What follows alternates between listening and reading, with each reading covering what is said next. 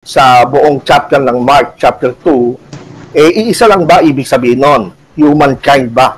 Walang exemption.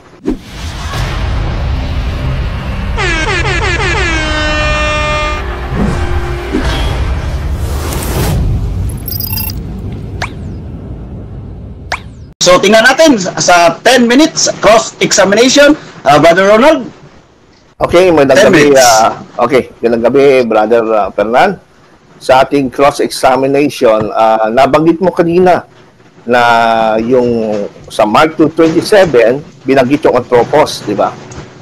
Anthropos ang Mark 2:27. Okay. So, sa buong aklat na ng Marcos, ilang ba sa palagay mo, ilang beses ginamit yung salitang anthropos?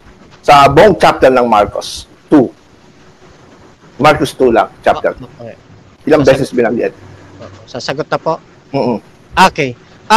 Mentor, hindi ko na-check kung ilang pirasong nabanggit yun pong salitang anthropos. Kasi nag-focus ako dito sa ating topic, sa Marcos 2:27, na ito pong anthropon ay tumutukoy sa humankind. So kahit na nakikita ko kahit na napakaraming pang beses, kahit na isang beses pang gumamit ng term na anthropon sa Marcos 2, pero ang lunduan ng sa 2:27. Okay. So ibig sabihin, kapatid na Fernan, kung halimbawa ang word na anthropos ay lumitaw ng higit sa isa sa buong chapter ng Mark, chapter 2, iisa lang ba ibig sabihin nun? Humankind ba? Walang exemption.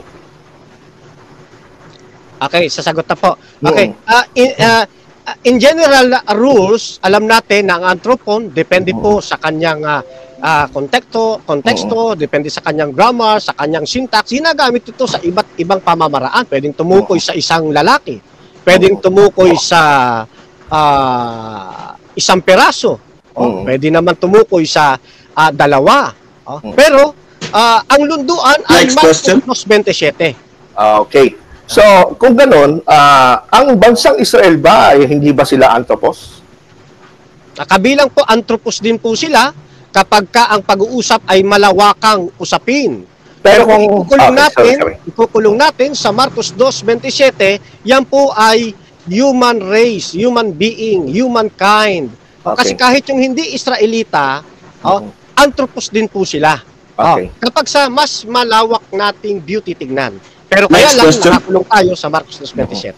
So, ibig sabihin, sa buong Bible na kung saan lumitaw yung anthropos, pwede bang tumukoy ito sa Israel lang o hindi? Yes, kung kabuuan ng Biblia at mas malawak ang pag-aaral, malawak na scope, yes, sabi ko nga kanina po, ay pwedeng tumukoy sa isang tao, sa isang lalaki, pwedeng sa isang grupo, pwede naman sa dalawang tao lang. So, depende ito. Pero sa Marcos 2:27, verbatim na nababasa natin na ito ay para sa human being, sa mankind, humankind. Next question. Okay, salamat sa tanong, no? Sasagot. Okay. So, ang tanong natin ay ganito. Diyan din sa book ng Marcos, sinasabi na si Kristo ay anak ng tao, hindi ba? Kung siya ay anak ng tao, hindi ba sa Greek ang ginamit din doon ay anthropos? So, kung i-apply natin yung sinabi mo na pag sinabing anthropos, lahat ng lahi ng tao kasama Pilipino. So, nung sinabi ba sa Marcos 2:28, na konteksto ng Marcos 2:27, na Christ is the Son of Man, ibig ba sabihin si Kristo ay anak ng buong sangkatauhan? Lahat ng tao, ganun ba? Ibig sabihin? Hindi po. Katulad po ng sinasagot ko po sa inyo, kapag ang scope ay palalawakin natin, yung salitang anthropon, pwede pong tumukoy sa isang tao, pwede sa dalawang tao, pwede sa isang ethnic group. Pero dito sa Marcos 2:27, verbatim nating nababasa na ang Sabat ay ginawa sa human being, sa human Next question. Ayun nga. Kaya ibig sabihin, Brother Fernan, so, nung sabihin na si Kristo ay anak ng tao, ibig ba sabihin na si Kristo ay anak ng humankind? Hindi nga po, tumutukoy din yan. Sa isang tao, binanggit ko na po yung kanina. Hindi, pero ang tanong po natin kasi, Mr. Moderator, sabi niya sa Marcos... Yes, cut the time. Katatime. Sabi ko ng ating kaibigan, si Brother Camacho, kasi gusto ko lang linawin at maging tumpak tayo sa definition. Nung sabihin na si Kristo ay anak ng tao, singular din sa Greek kasi yan, anthropos, ibig ba sabihin niya ay si Kristo ay anak na ng sangkatauhan, hindi lang Israel lang? Counter? Sige, brother. Yes, ang counter ko po, Mr. Moderator, ay nung sumasagot po ako, meron po akong oras ng pagsagot. Yes. Kung hindi maibigan ng negative side, ay pwede niyang iulit yung tanong or i-present sa kanya pong panahon. Okay, moderator sa decision, pakiulit ng tanong, Brother Ronan. Apo, kasi po ang presentation ni Brother Fernan, pag sinabing anthropos, hindi lang Israel yan. May challenge pa nga siya sa akin. So, sinundan ko siya doon. Ang tanong ko, paano yan si Jesus Christ? Tinawag na anak ng anthropos o mankind, kung siya susundin natin. Ang anak ng tao si Kristo ay son of mankind. So, si Kristo ba ay anak ng sangkatauhan o buong sangkatauhan? O anak lang siya ng Israel? Okay, Brother Fernando, resume time. Opo. Hindi po, sinagot ko po, hindi tumutukoy yun sa pag-anak na siya ng buong sangkatauhan. Kasi, katulad ng aking pinaliwanag, sa isang mas malawak na scoop, ang salitang anthropon ay hindi lamang tumutukoy, tumutukoy din ito sa isang tao, sa dalawang tao, pero pagdating sa Marcos 2:27, yung anthropon po riyan, next question, tumutukoy sa lahat ng tao. Okay, thank you. Okay, kung hindi pala, may time pala na tumutukoy din pala, hindi lang sa lahat ng tao. So, si Kristo nung sabihin na siya anak ng tao, anong tao ito? Israel ba o buong sangkatauhan? Title po niya yun eh. Kaya nga, ang tanong ko, hindi yung title, yung sangkatauhan. Kata-time. So, objection, Brother Fernando? Sige. I think nagets na lang natin pong negative. Okay. Yan, yung natin na Mr. Moderator. So, kung hindi pala mankind ang ibig sabihin, kumbaga lumalabas, iba ang definition ng anthropos sa 28 at 27, pero parehong anthropos. Ngayon, gusto ko linawin kay brother, aking kaibigan, yung si Kristo ay anak ng anthropos, ibig sabihin, iba ang meaning nito sa anthropos sa Mark 2:27, ganun ba? Brother Fernando, resume time. Opo, yes. Kung ang binabanggit niya yung Marcos 2:28, at kung te-technicalin ko po, ito po ay singular form. Yes. So, hindi papasok yung kanyang yung kanyang giba na ito, na yung Marcos 2:27, hindi tumutukoy sa human race, sa human being, o sa humankind. Ang usapin po ay nasa Marcos. Next question. Okay, thank you, brother Camacho. Ang next question ko, sabi sa egeneto, no? Ginawa, sa Greek egeneto. Sabi mo, ito ay applicable dun sa Genesis 2:1-3. At nag-challenge ka pa nga, ano ba stand ko? Ako, ito nasa sagot to. Hindi ako naniniwala na sa Genesis ginawa. Pero itong tanong ko po, doon pa sa Genesis chapter 2:1-3, binanggit ba doon na ang Sabat ay ginawa ng Diyos? Yes. Sorry. Okay. So, kung ginanggit, pakibasa nga po. Sasagot pa ako, akala ko hindi pa. Sige. Okay. Sorry, Mentor, Alright, no problem. Ang sagot ko po ito. Yes, binanggit po. At yung pagkakakreate po sa Sabat, yun po ay nasa kategorya ng salitang ginawang banal. Yung ikapitong araw na yon. Yun po ay isang hudyat ng paggawa sa Sabat. Na itinuturo ng Marcos 2:27 sa termino ng egeneto. Okay, so kung yung Sabat ang binabanggit doon, nabanggit pa doon sa Genesis chapter 2, yung noun na Sabat? Nabanggit pa doon sa Genesis. Okay, nabanggit pa doon sa Genesis yung noun na Sabat, katulad ng pagkakabanggit na noun sa Exodus 20 sa Ten Commandments. Sige po, sagot po. Okay, thank you. Wala po tayong verbatim na mababasang Sabat, yung dito sa 2:3 ng Genesis. Pero kung pagmamasdan po natin, ito talaga yung Sabat. Bakit? Sapagkat kinuk ito ng Exodo 20, talatang 8 hanggang 11. na yung kanilang pangingilin dapat yung isagawa sapagkat sa 6 na araw nilikha ng Diyos ang langit at lupa, ang tawag doon Sabat. Next question. Ayun. Okay. So, hindi siya tinawag na Sabat as noun sa Genesis 2. Inaamin mo ba yon? Yes, katulad ng aking sagot, yung verbatim lang na mababasa na Sabat, wala yon. Pero tinawag itong Sabat pag-a-address ng Exodo talatang 20, 8 hanggang 11. Kaya ito pong nasa Genesis 2:3 na ito po ay Sabat. Kahit hindi natin mababasa ng verbatim, pero tinatawag siyang Sabat. Salamat, kaibigan Camacho. Doon ba sa Genesis 2, sabi mo si Adan at Eva ang tao ron? At sabi mo rin, hindi nabanggit doon yung salitang Sabat. Therefore, inaamin mo ba na hindi alam ni Adan at Eva ang noun na Sabat? Alam po. Hindi ang sagot ko nga po kanina, hindi natin mababasa ng verbatim. Pero hindi mababasa ng verbatim, hindi na ito matatawag na Sabat. Kasi ini-address ito ng Exodo 20, talatang 8 hanggang 10, na yung paglalang na ito, Sabat ito na dapat alalahanin ng bayang Israel. Next question. Ang tanong ko po ay, bakit hindi alam ni Adan at Eva? May mababasa ka ba? May proof ka ba na kung Sabat talaga ito na noun, na alam ito ni Adan at Eva? At kung alam ito ni Adan at Eva, kailan sila nagsabat? Ikalawang araw ng sanlinggo o ikapitong araw ng sanlinggo?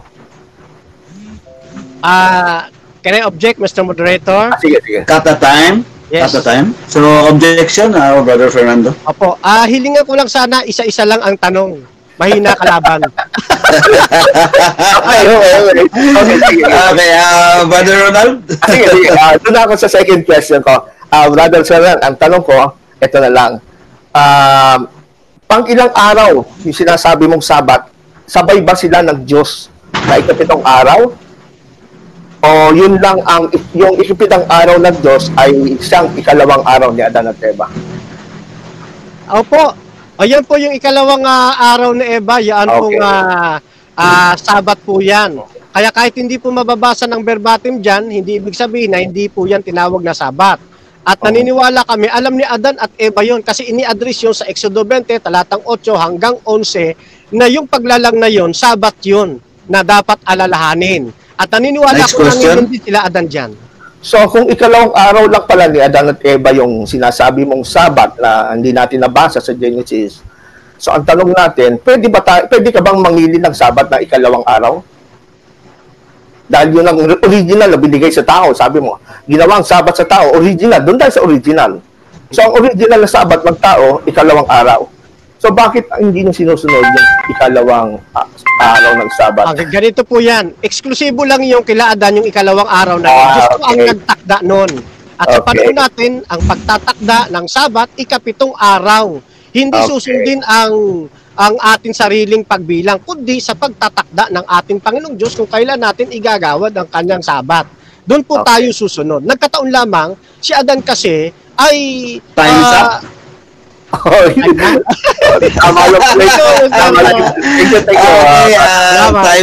Time na po yung cross-examination. So, 10 minutes, Brother Fernando Camacho for the cross-examination. Okay po. Ayan. So, mentor. Yes. ang una ko pong tanong.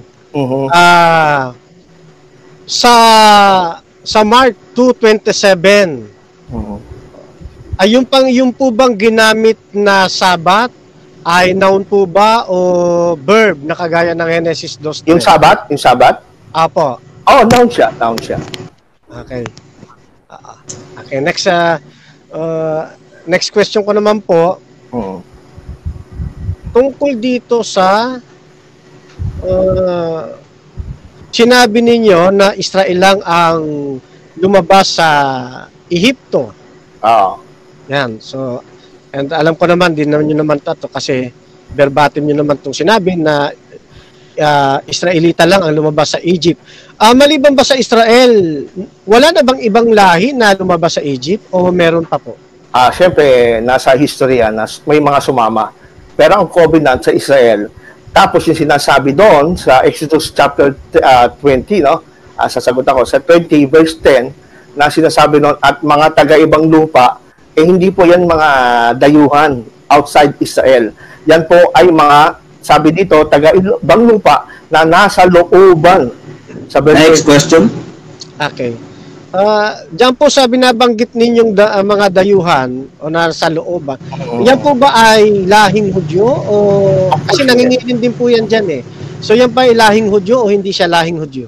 Ang tawag sa kanila ay mga proselyte. Hindi sila lahing Hudyo. Ngayon, para sila mag-sabat, kailangan muna silang tuliin. So therefore, hindi nga sila Hudyo. Kasi ang covenant para lang sa Hudyo na tinuli. At yan ang covenant na yan mula pa kay Abraham. At yung mga tao na kasama na mga Israel na lumabas sa Ehipto, hindi lahi ni Abraham yon. Ang lahi na ng Abraham ay talagang binigyan ng covenant. Okay. Next. So, thank you, Mentor. Then, doon sa Exodus 20 na binasa po ninyo, nabasa nyo rin po ba doon yung salitang ginawa ang Sabat? Mababasa ba doon? Yes or no, Mentor? Exodus ba o Ezekiel? Ezekiel, I'm sorry. Ezekiel 20. Ezekiel. Mababasa ba doon yung term na kagaya nung sa Genesis na dito ginawa ang Sabat? Well, yung salita kasi ginawa, as I defined it, it's malawak, hindi lang kagaya sa Pilipino, Tagalog na ginawa. Alam natin, limitado lang. Pag sinabing ginawa, gineto, established, institutionalized, at nabasa ko doon sa Ezekiel, na i-establish ito right after lumabas ang mga Israelita from Egypt. At ang pagkakasabi ng salita doon, ay ito po ay kanyang Next question. Pinakilala, ibinigay ang aking Sabat. Okay. Saan pong partikular na talata po yung sinasabi nyo na ibinigay na ito ay kumakahulugan na igineto doon sa chapter 20 ng Ezekiel? Ano lang po ito? Walang makita yung talata. Well, hindi ko sinabing igineto ang si Ezekiel kasi malawak nga ang meaning ng igineto. Established, institutionalized, hindi lang yung parang ginawa as in niluto o made. So, kasama po sa definition ng igineto, yung salitang sinabi dito sa Ezekiel 20:12, na bukod dito ibinigay ko rin naman sa kanila ang next question. Sabat. Okay. Dito muna ako sa basic na question at alam kong kayang-kaya ito ng aking mentor. Yung tanong mo, mentor, ibabalik ko rin. Sige, sige. Kanino ibinigay ang Sabat? Doon sa Marcos 2:27. Napanood ko kasi sa vlog po ninyo. Ayan. Siyempre, dapat panoorin mo yun. Oo. Okay. Sa humankind ba? Nakalagay ba sa humankind o sa Hudyo lamang? Categorical question po yun, Mr. Tawag dito, moderator. Nakalagay ba ng Sabat na ginawa para sa Hudyo lamang o para sa humankind? Yung salitang humankind is talking about the kind. Hindi race, ibig sabihin yan. Kind. Pag sinabing kind, uri. Kasi ang anthropos, it can also mean humankind as opposite to God kind, angel kind, animal kind. So hindi tinutukoy dyan ang sa humankind yung lahi. It refers to the human being, the composition of the human as a being. Next question. Generic nga po yan, generic. Hindi lahi pinag-usapan dyan. Sabi ni Vines, Expository Dictionary. Kaya, sige, next question. Okay, sorry. Okay. Doon sa Exodus 20, sabi doon po, alalahanin ninyo ang araw ng Sabat. Yung Sabat bang binabanggit doon na ikapitong araw, hindi ba yan yung ikapitong araw din na nasa Genesis 2? Yung term na ikapitong araw, talagang foundation niya sa Genesis. Pero nung tawagin itong Sabat, dito lang sa Exodus, hindi sa Genesis. Kasi hindi pwedeng 24 hours yung 7th day sa Genesis. Ito'y hanggang ngayon, umiiral itong ang 7th day ng Diyos. Ito yung Sabatismos. The rest of grace ang tawag ni Ellen White yan. So, Next question. okay, sige, next question. So, yun. Next question. Kung ba hindi mababasa ng word for word doon sa Genesis 2:3, hindi ba siya pwedeng tawaging Sabbath? As a noun? As a noun ba? Clarification lang. Yes, tawagin po. Hindi ba siya pwedeng tawaging Sabbath? Hindi, i-clarify ko kasi dalawa yan. Pwedeng Cut the Sabbath time. na verb. Okay, cut the time. Pwedeng Sabbath na verb na isa lang letter B at Sabbath na noun, dalawang letter B. Ang issue natin, dalawang letter B, hindi isang letter B. Kaya nililinaw ko, alin doon ang tinatanong mo na gusto mong ipabasa sa Genesis. Yun pong Sabbath na nasa Exodus, Mr. Moderator, ganito. Yung tinatanong ko kasi, yung Sabbath na nasa Exodus 20, clarification lang, mentor, kasi ito Yes. ang aking foundation kanina, na nakalagay kasi dito, remember the Sabbath day. Yun, alalahanin yung araw ng Sabbath. No po. So ito yung tinatanong ko na noun. No? Hindi ba pwedeng tawaging Sabbath yung Genesis kahit walang verbatim na mababasang Sabbath? Hindi po pwede. Hindi po pwede kasi out of context yan. Magiging anachronism, fallacy yan. Parang ganito, parang sinabi mo na si Adan at Eva, paborito nila yung McDonald's at Jollibee. How come? Wala pang Jollibee at McDonald's at time. Anachronism yon. Bumabanggit ka na isang late development na termino, ina-apply mo dun sa una na hindi pa talaga ginamit. Next question. Okay, next question. Sabi rito, ginawa ang Sabat ng dahil sa tao at di ang tao ng dahil sa Sabat. So, tanggap naman po ninyo na yung Sabat ay ginawa sa tao. Sino po yung tao na yun na sa kanila ginawa yung Sabat? No? I-revise ko, no? May talata po ba kayong mababasa? Kasi para sa inyo, ito ay Hudyo. May mababasa po ba kayo na yung Sabat ay ginawa? Kasi naghahanap din po ako ng verbatim, kagaya ng inyong paghahanap kanina. Waganti ka. Tinuruan mo ko eh. Okay. Na yung Sabat ay ginawa para sa mga Hudyo. Okay. Yeah, totoo, sasagot na ako. Ang totoo niya, kaibigang Fernan, binasa ko na kanina yan sa Ezekiel chapter 20 verse 11. Ang sabi dito sa Ezekiel 20:11, at ibinigay, ito yung kasama sa gawa yan, binigay ko sa kanila ang aking palatuntunan, tinuro sa kanila ang aking katulan, na kung isa sa gawa ng tao, sa Greek ay anthropos yan, ay mabubuhay sa yaon. Bukod dito, binigay ko Next sa kanila question. ang Sabat. So, Sabat, binigay sa anthropos. This is Israel. Next question. Okay, thank you, Mentor. Next question ko po ay, kung halimbawa ang mga Gentiles ay magsabat,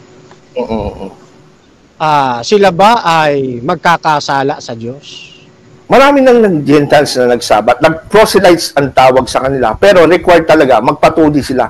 Kasi may kaugalian ng mga Hudyo na ang tingin nila sa Gentiles, hindi tao, kundi beast. Beast. Until na sila yung magpatuli. Pag nagpatuli sila, ay tsaka sila pwede nang sumunod sa requirements ng ceremonial law like the Sabbath. Pwede naman. Kaya kung halimbawa, ikaw, hintil ka. Next question. Okay, next question. Okay. So ito po ay informative question lang po ito. Sige po, sige po. Yung atin po bang Panginoong Hesus doon sa Marcos 2, according to the context at yung mga alagad, sila po ba ay lumabag sa Sabat o nangilin sila ng Sabat?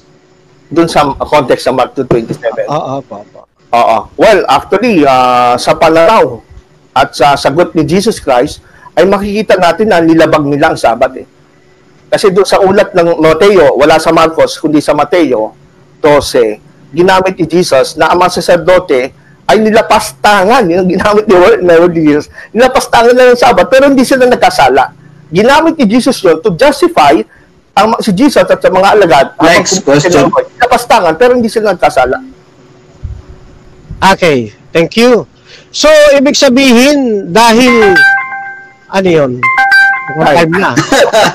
Okay, pwede pa namang last question pa dito sa PDA. Pwede yung last question. Okay na po. Ang harap ko naman, hindi naman iba. Okay, yan po yung cross-examination. Ito, first round. Natapos yung first round natin. So, Brother Ronald Ubidos, so your 10 minutes. Cross-exam. Okay. Okay, good evening. Cross-exam, ito po ang tanong natin. Unang tanong.